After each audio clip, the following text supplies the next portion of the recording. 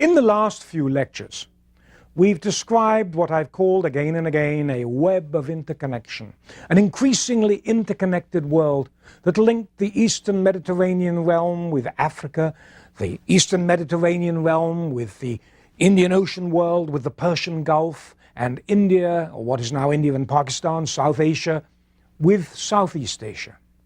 Now, in this lecture, we're going to skip a bit and add another link to this chain, but go up to the east and north before we go into Southeast Asia, where states started fairly late, and look at the origins of civilization in northern China.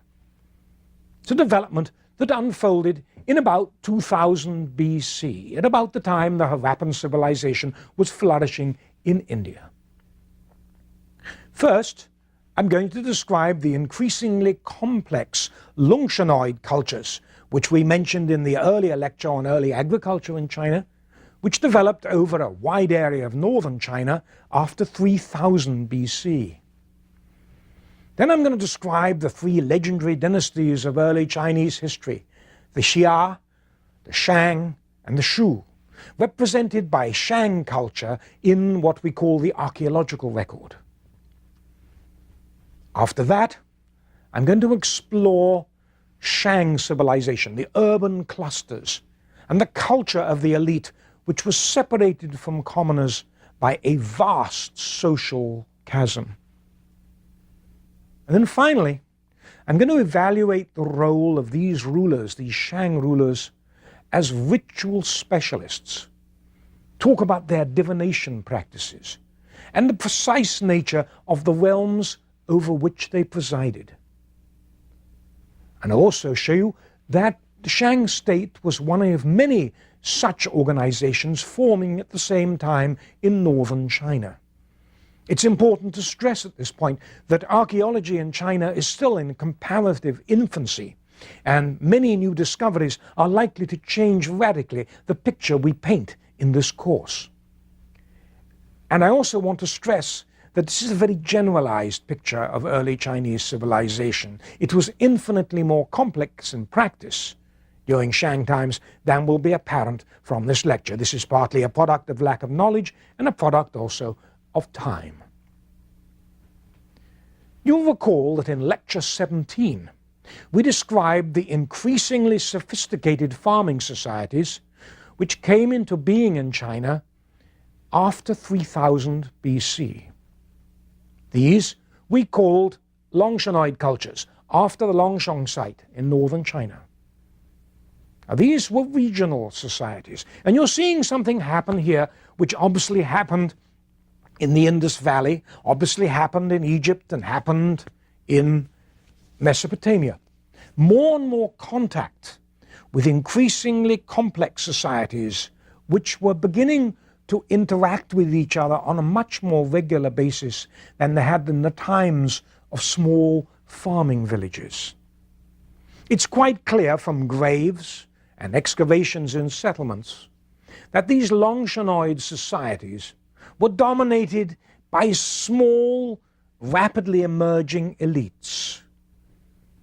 Kin group leaders, probably many of them, noble families with ties with sacred ancestors, who competed vigorously with one another for economic and political power, and also that elixir of elixirs for civilizations and for all human societies, personal prestige.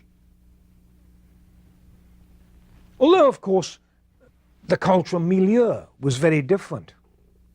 It's the same process in many ways to that we witnessed along the Nile before the unification of Egypt, when there was this long drawn out, very complex game of what the Egyptologist Barry Kemp called political monopoly, of political and economic monopoly played out between neighboring chiefdoms.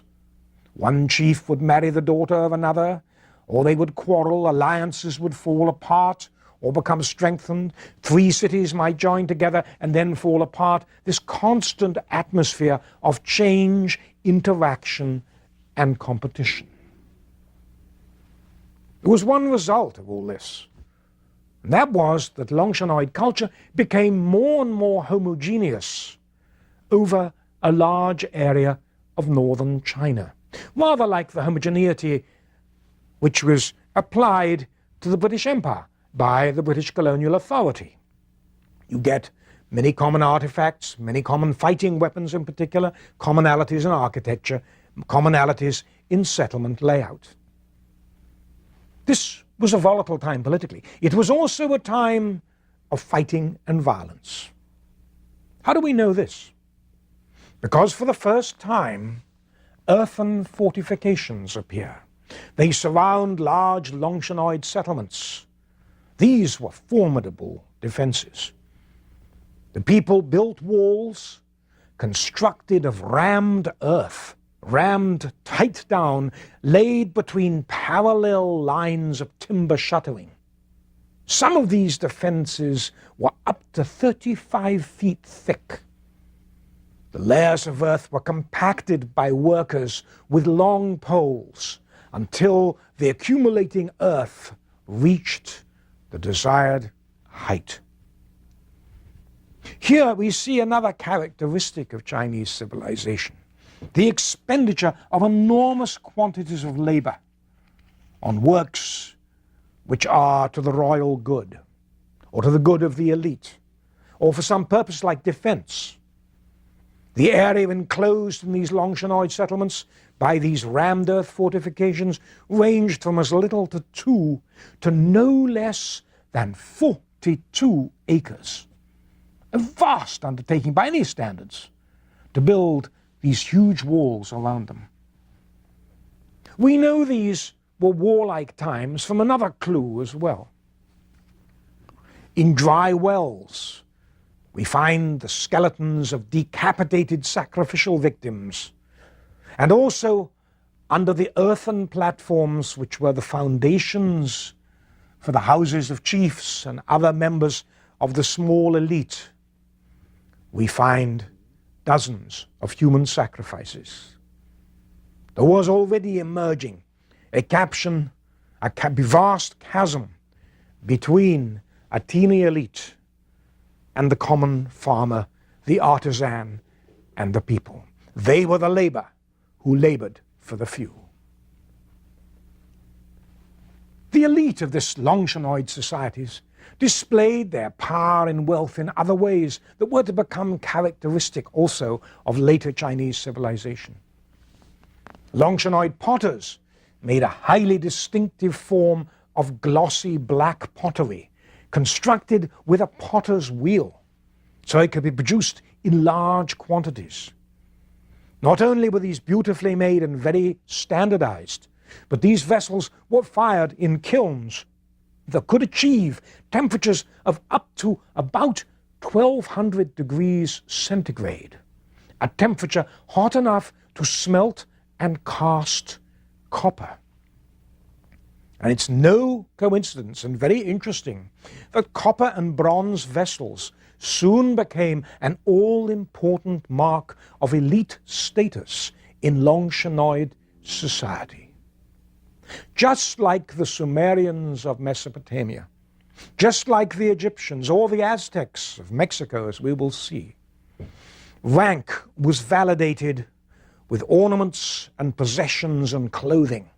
And the possession, for example, of ceremonial bronze vessels was an important mark of prestige, rank, power, and wealth. And all four went together. Now, the lords of these Longshanoid communities also adopted a widespread practice which is highly distinctive of early civilization in China. And that is the practice of scapulomancy.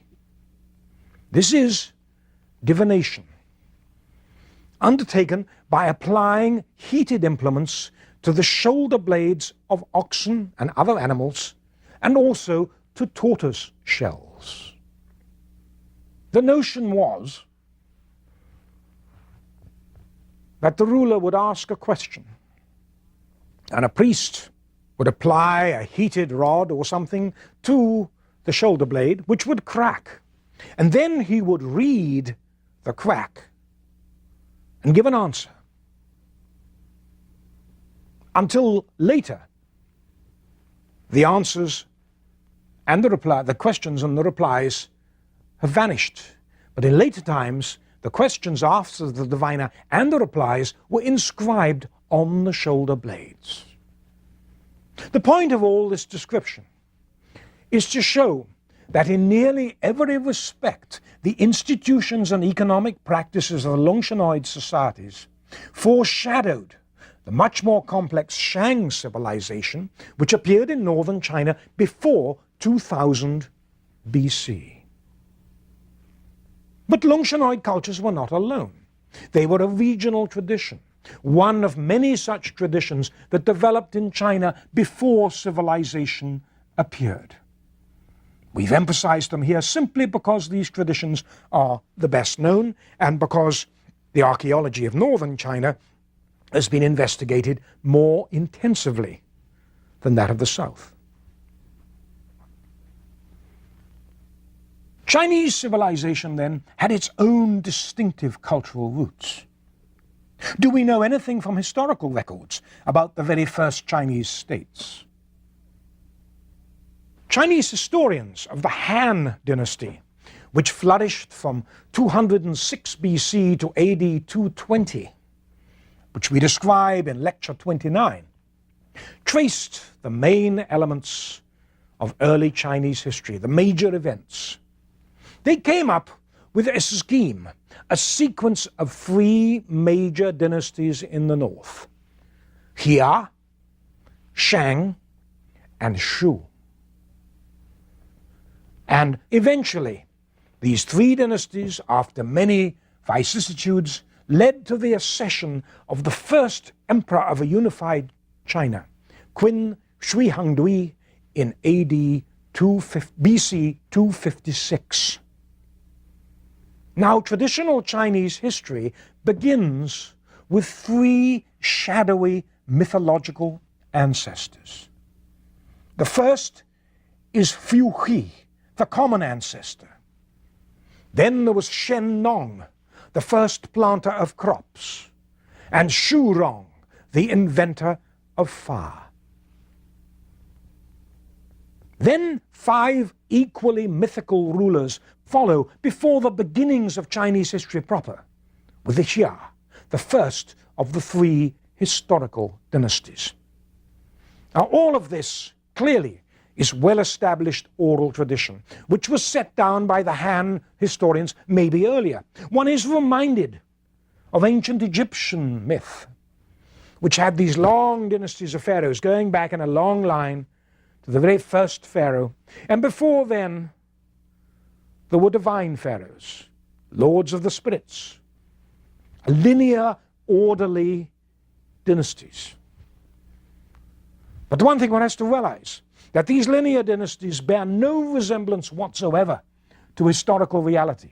No question there was a Hia dynasty, no question there was a Shang dynasty, but the linear nature of this really disguises an extraordinarily complex political situation where different states of a small scale vied with each other, just like they did in Mesopotamia.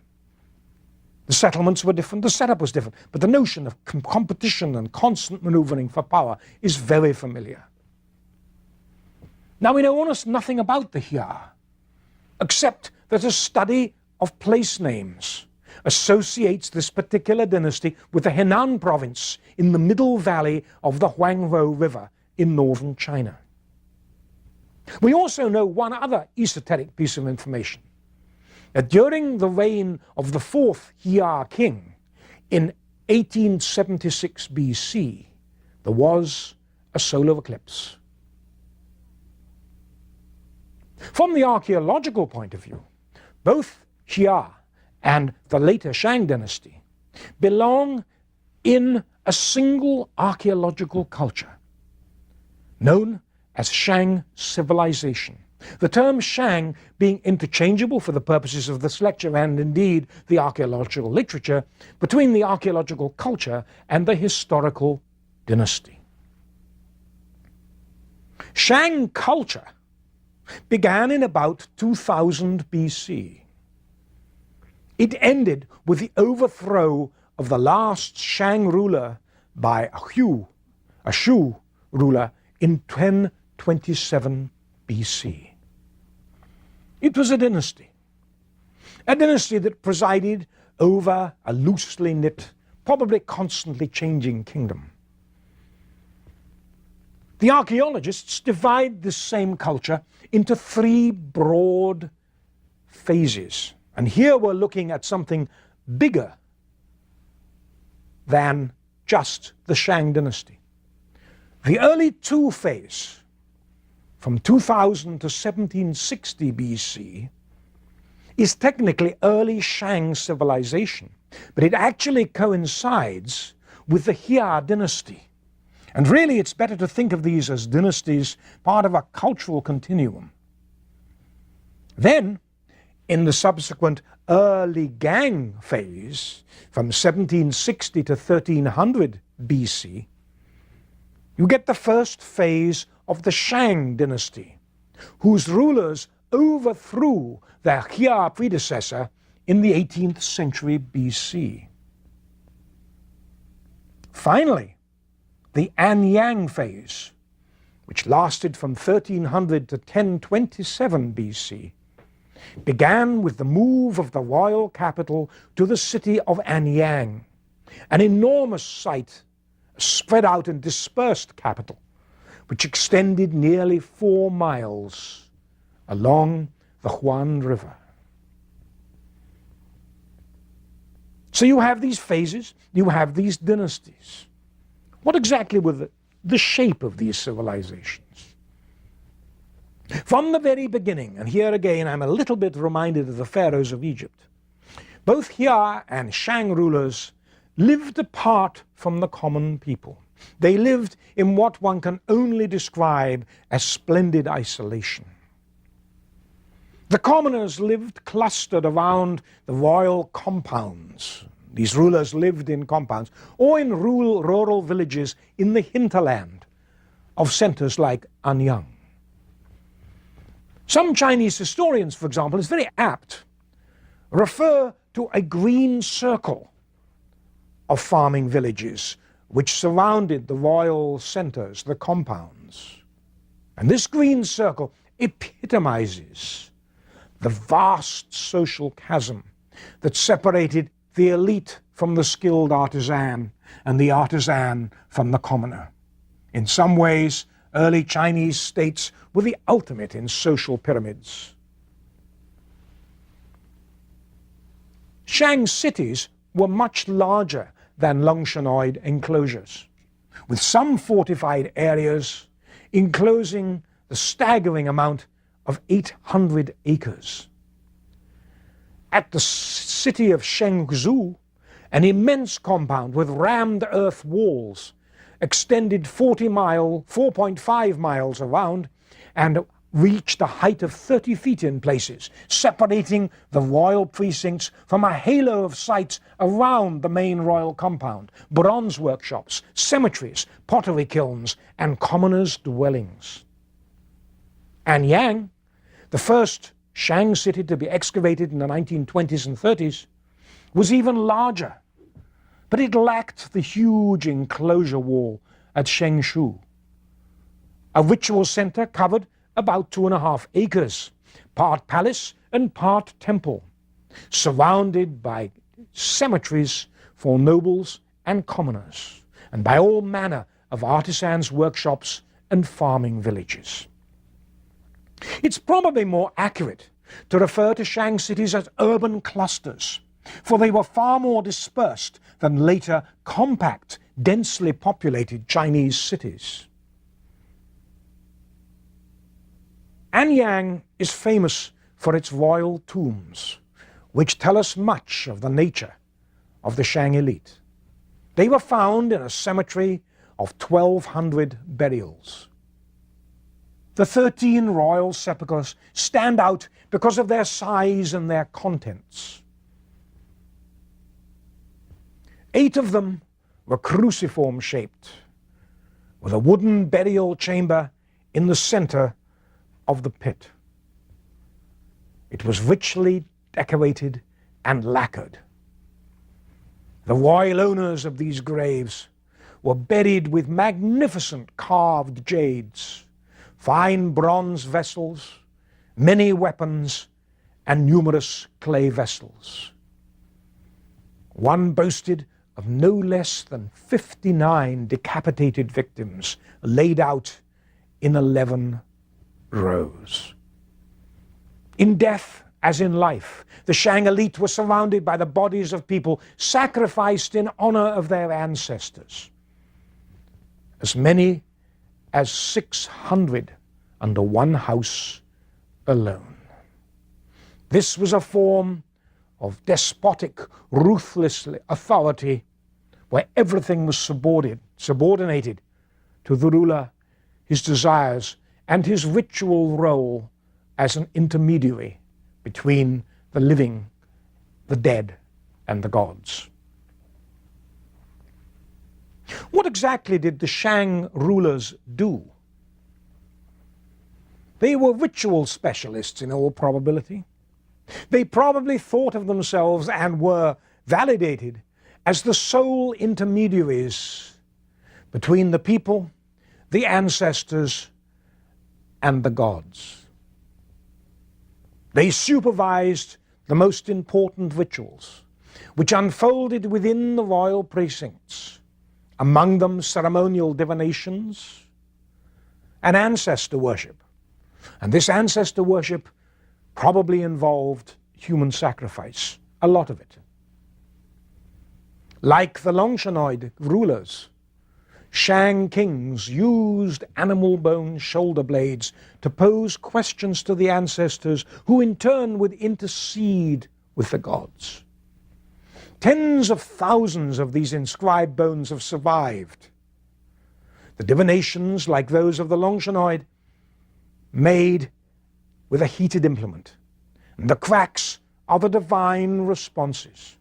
But unlike the Longshannoid shoulder blades, here both the questions and the answers are inscribed on the shoulder blade. It's clear that an expert priest could control the direction of the cracks and use them as a powerful means of giving advice. Because, as is obvious, in any situation like this, a diviner is in a very delicate position. He treads a fine line between giving a monarch the answer he wants and telling the truth. But it's clear that this institution lasted for many centuries.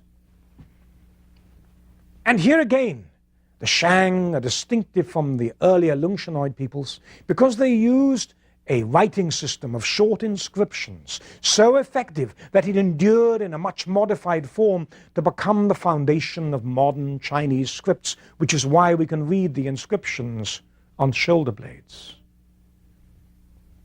Putting all this evidence together, it's clear that the Xia and Shang states, and the Shu as well, centered on the ruler and the royal lineage with its links to divine ancestors. It was essentially a feudal organization. Local lords under the rulers swore loyalty to the Shang king, but sometimes were at war one with another. Some of the oracle bones go as far as to refer to an inner capital and an outer domain. In political terms, the Shang realm was obviously much smaller than the area of Shang cultural influence, as was the case with the Harappan in India and Pakistan. Clearly, the area of cultural influence and the area of political control were different.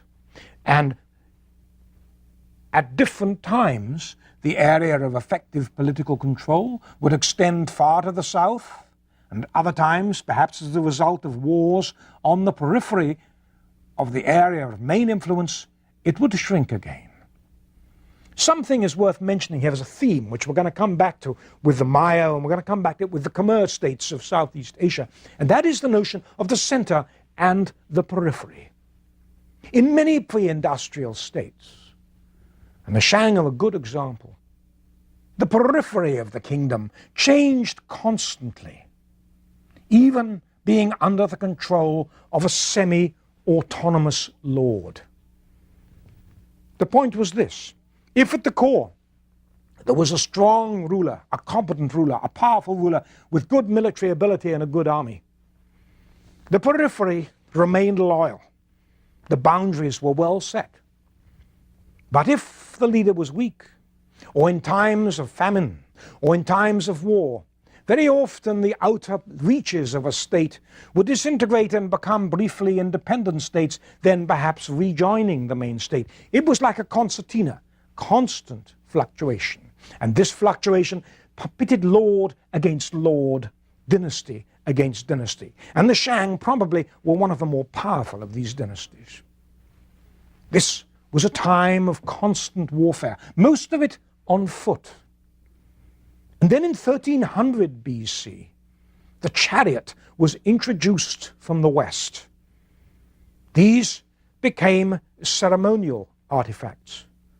They were used by the elite, but apparently not on the battlefield.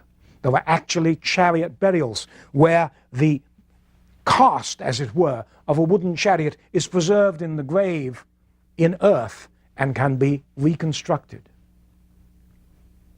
Shang civilization was dazzlingly wealthy, especially famous then and now for its superb bronze metalwork, for ritual vessels made with intricately fitted clay molds. This sophisticated method contrasts sharply with the simple casting and hammering methods used at the time in the West. The shapes and the decoration and uses of Shang bronze vessels were ritually prescribed. They were used at banquets honoring the ancestors.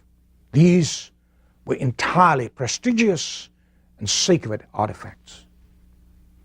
Shang was probably the most important early civilization, or we should say tradition of early civilization in China. But it covered only a small area of the northeastern part of the country, surrounded by other still unknown states, which came into being at much the same time. Many of these may prove to be as important as Shang. But it's Shang that gives us a definition of a society with a chasm between the rulers and the ruled, a chasm that was to become even more extreme in later societies. A civilization where life was of no importance, where the king served as an intermediary with the divine ancestors, and a civilization where warfare and personal prestige were all important. It's very important to understand also that the foundations of thousands of years of Chinese civilization were laid during the Shang period and before. And it's also important to realize that the legendary dynasties of Jia, Shang, and Shu had a very solid grounding in actual historical reality. At the moment, we do not know the names of the kings. One day we may do. But we have a picture of a civilization which shares with the West many common features.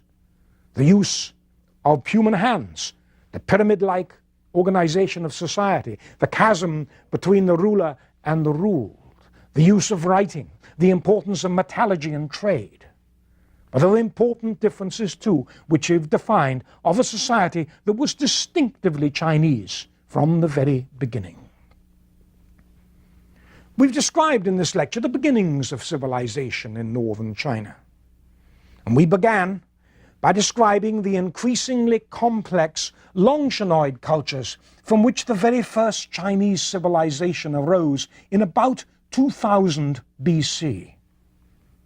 Then we surveyed what the Chinese historians tell us about their early history, the three mythic dynasties, Jia, Shang, and Shu. Next, we described what archaeology tells us about Shang civilization, the urban clusters, the great social gap between elite and commoner, and the ritual role of the king in Shang society as an intermediary between the living and the ancestors. Finally, we made point that Shang civilization was surrounded by still other known states, and was not that large, one of many such developments in China. And in AD 1027, the last Shang ruler was overthrown by a rival state to the west, Shu, which we describe in Lecture 29.